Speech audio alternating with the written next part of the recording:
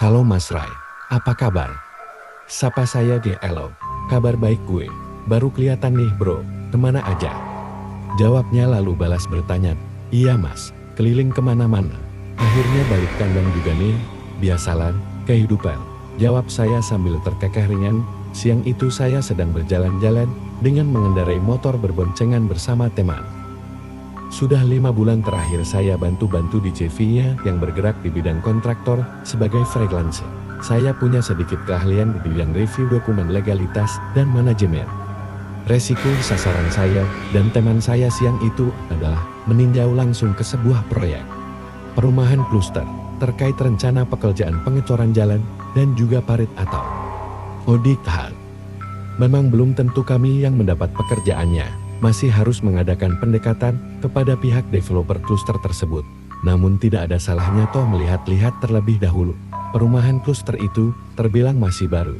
Mereka mulai menjual unit di pertengahan tahun 2016. Awalnya developer hanya menjual perumahan model townhouse yang hanya terdiri 14 unit rumah. Ternyata laris manis dengan cepat. Akhirnya mereka membebaskan lahan yang tak jauh dari lokasi townhouse untuk membangun perumahan tipe kluster. Mas Rai yang saya sapa itu adalah teman satu komplek perumahan dengan saya. Dia di perumahan kluster itu bekerja sebagai security atau satuan pengamanan. Usianya terpaut 10 tahun di atas saya sendiri baru sebulan ini pulang ke kota di mana saya dibesarkan. Setelah mengelana ke beberapa kota mencari penghidupan, siang itu saya menghampiri Mas Rai yang sedang bertugas jaga di pos gardu depan. Lalu 3 orang bocah kecil seumuran usia sekolah dasar berjalan ke arah gerbang perumahan. Hayo mau pada kemana ini? Sana. Pulang pada. Mau ke Bapak Om. Di sana lagi mancing, jawab seorang dari mereka memberi alasan sambil menunjuk ke arah parit aliran air sekitar 500 meter dari pos gardu depan. Gak ada. Ayo sana pada pulang. Sergah Mas Rai menghalau bocah-bocah itu. Bocah-bocah itu pun mengeloyor pergi loh. Kenapa mas? Kok gak boleh masuk? Tanya saya heran. Sebenarnya boleh, asal ditemenin sama orang yang tuaan. Tapi kalau gak ada yang nemenin gak boleh. Gak mau kecolongan lagi kita, papar Mas Rai. Saya memang pernah mendengar kabar bahwa beberapa tahun lalu ada anak kecil tewas tenggelam di danau buatan perumahan kluster itu. Tapi saya baru tahu bahwa akibat peristiwa itu, saat ini anak-anak seumuran SD atau banter kira-kira usia 11 tahun dilarang masuk ke wilayah perumahan. Sementara ini perumahan kluster tersebut baru terdiri dari satu blok unit-unit rumah yang sudah ditinggali. Lahan calon rumah-rumah perumahan itu masihlah luas.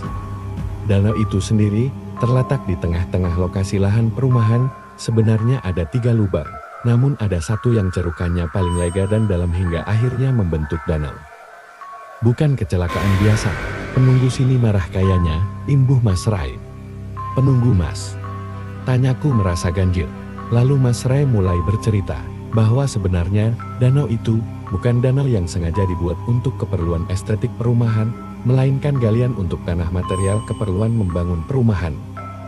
Dalam rangka penghematan, pihak developer memutuskan mengambil sebagian material tanah dari lokasi lahan perumahan itu sendiri.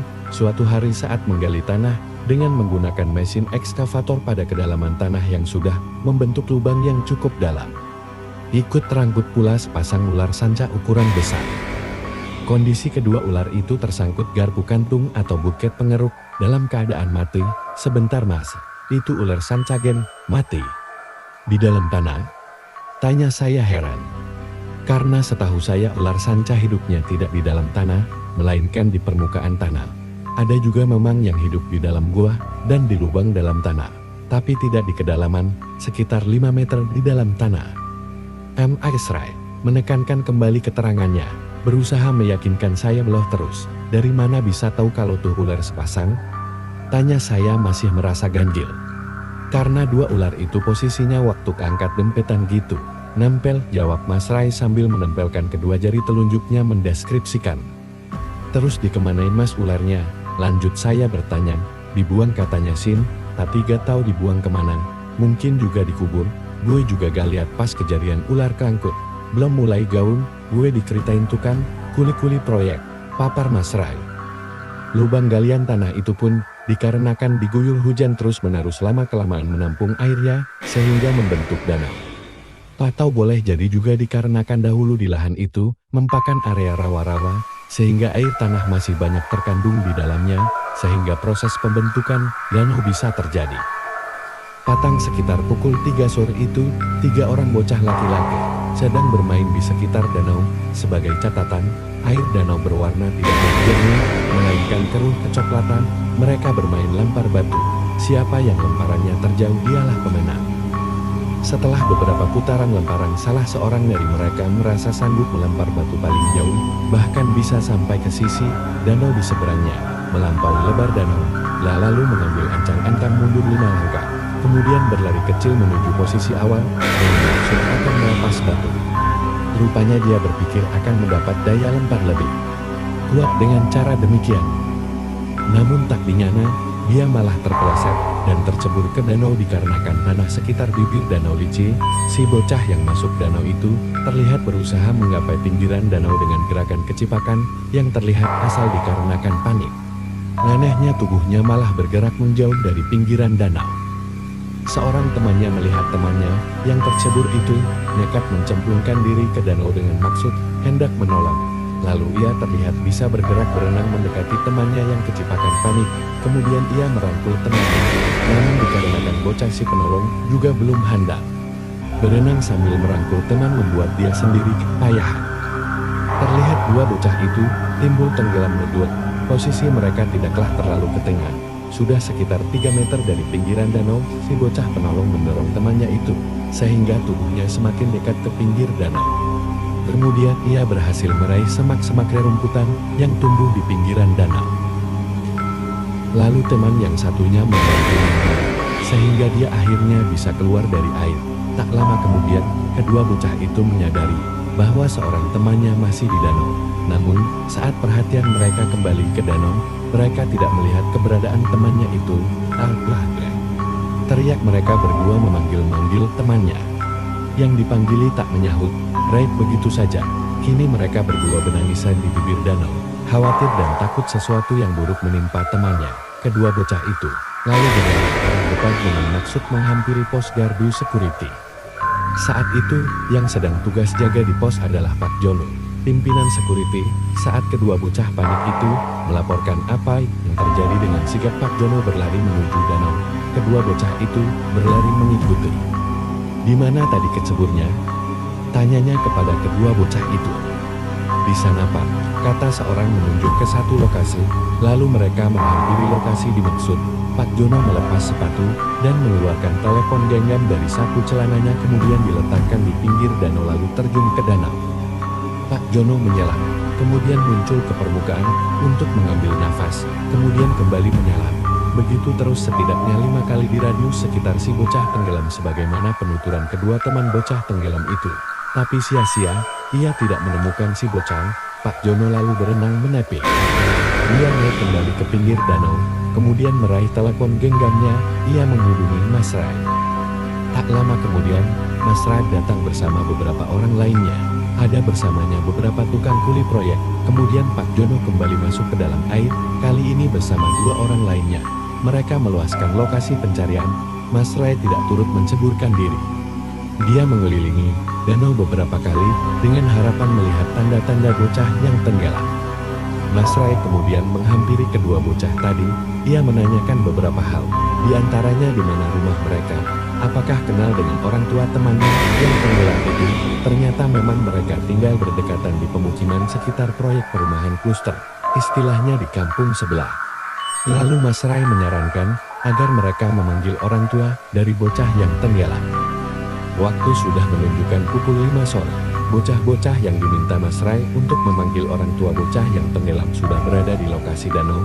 Adalah si ayah bocah tenggelam bersama beberapa orang lain menyertainya mendatangi danau di mana dilaporkan anaknya tenggelam. Si ayah dan orang yang menyertainya kemudian memanggil-manggil nama anaknya, berharap anaknya menyahutnya. Namun tidak ada sahutan jawaban dari si anak. Kemudian si ayah ikut terjun ke danau, mencari anaknya. Sama seperti Pak Jono, ia berenang ke sana kemari. Neneng menyelam kemudian muncul kembali ke permukaan, sambil sesekali memanggil nama anaknya. Namun sia-sia, Si bocah tenggelam seolah lenyap. Menjelang waktu maghrib, pencarian di danau dihentikan. Cahaya matahari sudah semakin redup. Mereka yang menceburkan diri ke danau mulai naik ke pinggiran danau. Ayah si bocah tenggelam juga naik. Lalu terduduk lengan, sambil menangis terseduh, ia coba lagi memanggil-manggil nama anaknya.